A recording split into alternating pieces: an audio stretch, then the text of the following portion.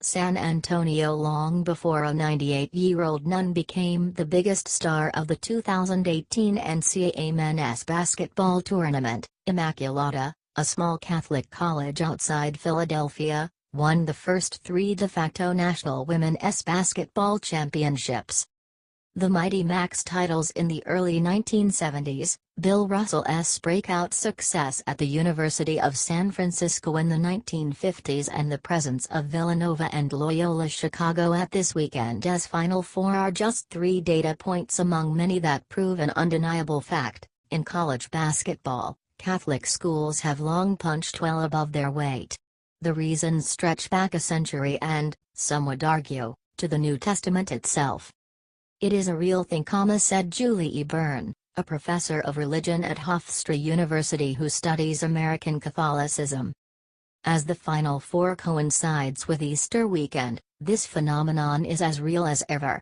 Half the number 1 seeds in this tournament were Catholic teams, as were 8 of the 64 teams that made the bracket.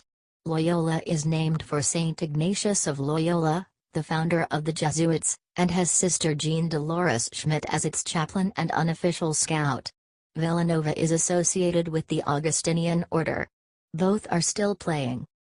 On Saturday, Loyola, a number 11 seed, will play 3rd-seeded Michigan, before Villanova, the 2016 champion, faces a fellow top seed, Kansas. Excelling in big-time college basketball sits easily at mission-oriented institutions.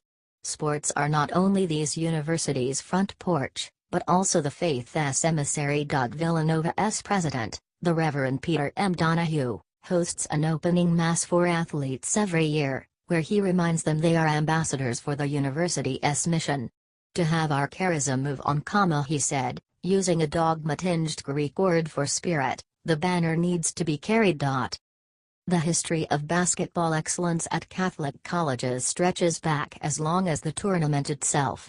In its early decades, Holy Cross, La Salle, San Francisco and Loyola racked up titles. Marquette's golden age was in the late 1960s and 70s. The 1985 Final Four included 3 Catholic schools, St. John's, Georgetown and Villanova, and Gonzaga has had an extraordinary run of 20 consecutive tournament berths, including in last year's championship game. Catholic hoops excellence is all the more stark when one looks at college sports' broader landscape. Of the 65 members of the 5 football power conferences, only 2 are Catholic institutions: Boston College and Notre Dame. Theological explanations are tempting. "Of course," joked the Reverend James Martin, the author of the Jesuit Guide to Almost Everything, St. Ignatius of Loyola is praying for all these schools. Even Villanova. But there is more than just something in the holy water. Several characteristics of Catholicism in America, both sociological and spiritual, have helped determine this affinity. The Catholic Church's decision not to abandon the urban poor in America in the second half of the 20th century, when so many other institutions did, was particularly significant. Much of Catholic education's historic commitment to basketball derives from demographics. Several decades ago, many American Catholics were working-class urbanites, clustered in some of the same cities: New York, Philadelphia, Chicago, San Francisco, New Orleans, in which these schools rose up. Many of our schools were founded to serve immigrants and the working-class Catholics unable to get into other schools, Martin said. In basketball, with its inexpensive overhead, compact field of play and small number of participants, they found a sport that suited them. The same was true of working-class Jews, for whom basketball also possesses a striking similarity with their religion. A prayer service and a regulation basketball game both require 10 people. Many of these same Catholic basketball powers field lower-profile football teams, when they do at all. Loyola discontinued its varsity program in 1930, because of the expense of the roster, close to 80 people. Basketball was the sport they picked because it was so cheap, Byrne, the Hofstra professor, said. They could do it in incredibly limited space with incredibly limited equipment. Over time, The schools became a magnet for black players, including luminaries such as Bill Russell, University of San Francisco, and the championship Loyola-Chicago team of 1963, which broke an unspoken rule by starting 4 black players. Black athletes, Catholic or not, often landed at these colleges partly because they frequently played basketball for the local chapter of the Catholic Youth Organization, which was originally founded as a kind of urban Catholic parallel to the predominantly Protestant YMCA's. The CYOS set many black players on the path toward Catholic colleges. As more and more ethnic Catholics moved out of cities but parishes and schools stayed put, black kids were admitted regardless of religious affiliation beginning in the 60s. James T. Fisher, an American Studies professor at Fordham, said in an email.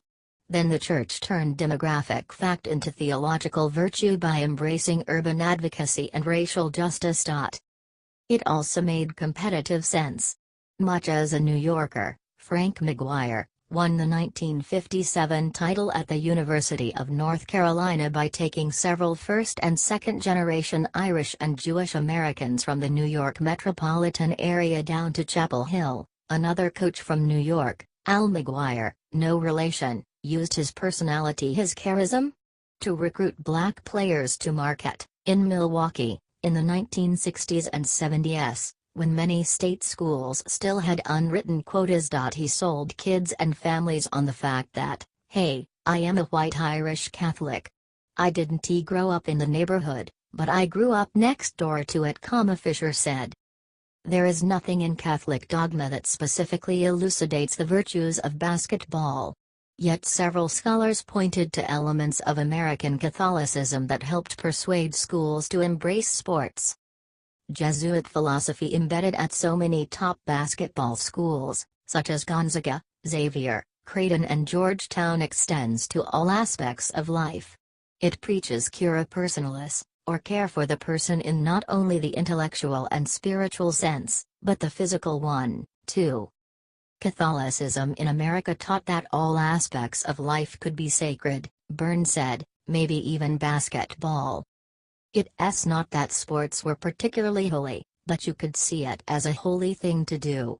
It could have the potential to give glory to God, said Byrne, referencing the Jesuit phrase ad majorem de gloriam, or for the greater glory of God.